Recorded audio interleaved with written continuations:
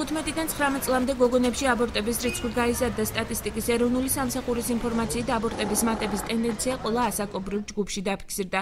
ფეხმძიმობის ხელოვნურად შეწყვეტის მსურველთა რიცხვი 5 წლის განმავლობაში 9200 ერთეულით გაიზარდა და 28760 მიაღწია. ეს გახლავთ ინფორმაცია, რომელსაც სააგენტო GHN აქვეყნებს.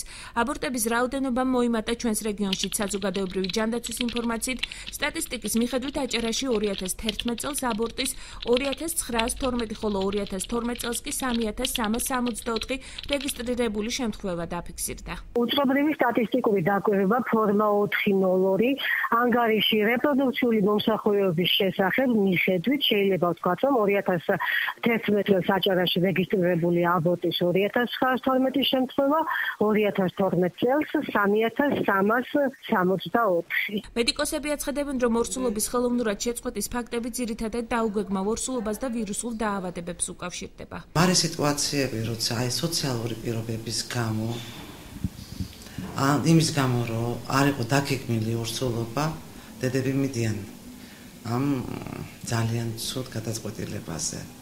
მაგრამ არსებობს კიდე სხვა საშიშროებებიც, რომელიც გამოწვეული არის ვირუსული ინფექციების ზრდის შედეგად. სტატისტიკის მიხედვით ჩვილოსნობის შეწყვეტის მიზნით გინეკოლოგიურ კაბინეტს ბოლო 5 წლის მონაცემებით 15 წლამდე ასაკის 15-მა მოზარდმაც მიმართა. ქვეყნის დემოგრაფიული პრობლემის მიზეზად საზოგადოება გახშირებულ აბორტებსაც უკავშირებს. მრავალშვილიანი დედები მანდილოსნებს მსგავსი ქმედების ჩადენისაგან თავის შეკავებას ურჩევენ. მე ვერანაირად ვერ გავამართლებდი აბორტს, ვერანაირად არ ვიცი. ჩემთვის წარმოუდგენელია. მე 4 შვილის დედა ვარ ამჟამად. მაგრამ კიდევ ვაპირებ. რაც შეეხება იმ ვირუსულ ინფექციებს, რომლებიც ფეხმძიმობის ხელოვნურად შეწყვეტის მიზეზი ხშირად ხდება შესაბამის უწყებებში, მათი დროულად გამოვლენის და მკურნალობის მიზნობრივი პროგრამები არ არსებობს.